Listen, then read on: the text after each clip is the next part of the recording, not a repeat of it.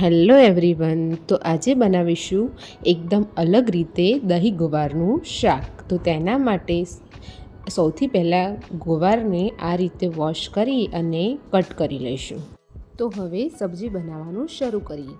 તો તેના માટે સૌથી પહેલાં આપણે ઉકળતા પાણીની અંદર હળદર મીઠું નાખીને સબ્જીને બાફી લઈશું. આપણે સબ્જીને આ રીતે તપેલીમાં જ બાફીશું, કુકરમાં નહીં બાફીએ, કેમ કે કુકરમાં બાફશું તો તે એકદમ બફાઈ જશે અને તેનો ટેસ્ટ એકદમ ફીકો થઈ જશે. તો ગુવાર બરાબર ચડે ત્યાં સુધી આપણે એને કૂક કરીશું.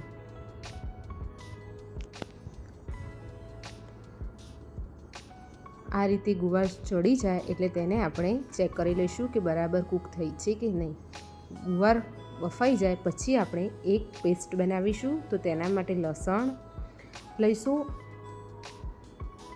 અડધી ચમચી જીરું અને તેને બરાબર ખાંડણીની અંદર ખાંડી દઈશું.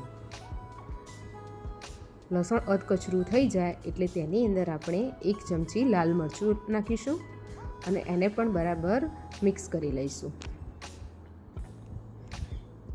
લાલ મરચું મિક્સ થઈ જાય એટલે એની અંદર થોડું પાણી એડ કરીશું અને મિક્સ કરી લઈશું.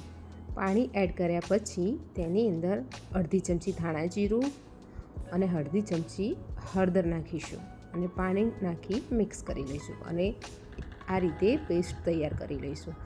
પેસ્ટ તૈયાર થઈ જાય પછી આપણે શાકનો વઘાર કરીશું. તેના માટે એક પેનની અંદર તેલ ગરમ કરીશું. તેલ ગરમ થઈ જાય એટલે તેની અંદર અડધી ચમચી જીરું,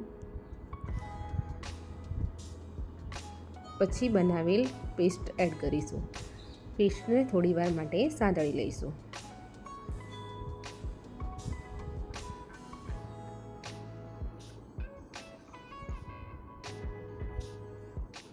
પેસ્ટ સંતળાઈ જાય એટલે તેની અંદર 1.5 વાટકી દહીં એડ કરીશું.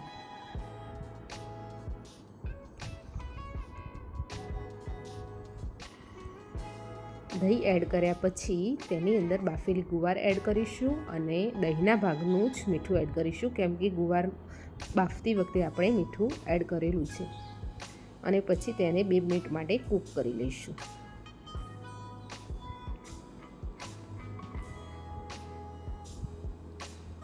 લીલા ધાણા એડ કરીશું મિક્સ કરી લઈશું. તો તૈયાર છે એકદમ ટેસ્ટી એવું દહીં ગુવારનું શાક.